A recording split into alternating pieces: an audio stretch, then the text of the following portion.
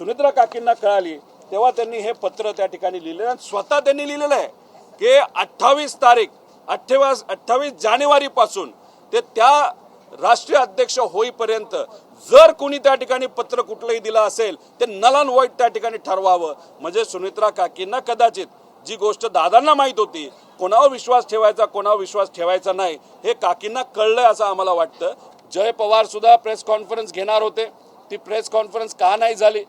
जय लढणारा आहे, शेवटी पवार आहे, मराठी माणूस आहे, पण मग त्याचा आवाज दाबण्याचा कुणी प्रयत्न करतंय का? ती प्रेस कॉन्फरन्स का होत नाही?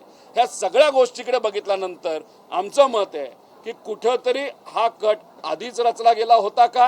कारण या लोकांवर दादांचा ज्याच्यावर विश्वास नव्हता, प्रफुल्ल पटेल आणि सुनील तटकरे यांच्यावर आमचा सुद्धा त्या ठिकाणी विश्वास नव्हता आणि म्हणूनच तिथं ते स्टेटमेंट आम्ही केलं आणि आमदारांनी प्रेशर टाकलं. त्याच्याचबरोबर 35 आमदारांनी प्रेशर टाकलं, बाकीचे कुणी लिहिलं नसेल ती वेगळी गोष्ट आहे. त्यानंतर काही पदाधिकाऱ्यांनी प्रेशर टाकलं म्हणून काकी ह्या राष्ट्रीय अध्यक्ष झाल्यात, म्हणून काकी ह्या उपमुख्यमंत्री झाल्यात. आणि नक्कीच उपमुख्यमंत्री होण्यामध्ये सीएम साहेबांचा नक्कीच मोठा वाटा आहे आणि वरून केंद्रीय जे भाजपचे मोठे नेते आहेत त्यांचाही त्याच्यामध्ये वाटा आहे.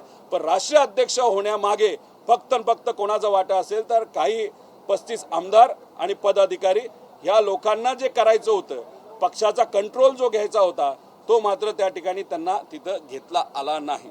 आता सुनेत्रा काकींना मला एवढंच त्या ठिकाणी सांगायचं की राजकारण लय वंगाळ झालेलं आहे.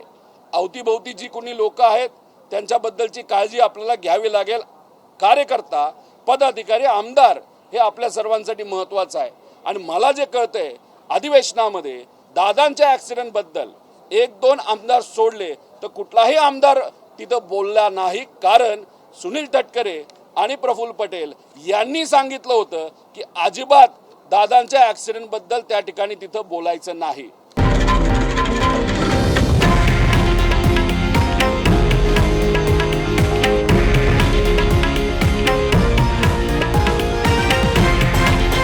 हे आहे देशातील नंबर 1 न्यूज नेटवर्क आणि आपण पाहत आहात TV9 मराठी, एकमेव.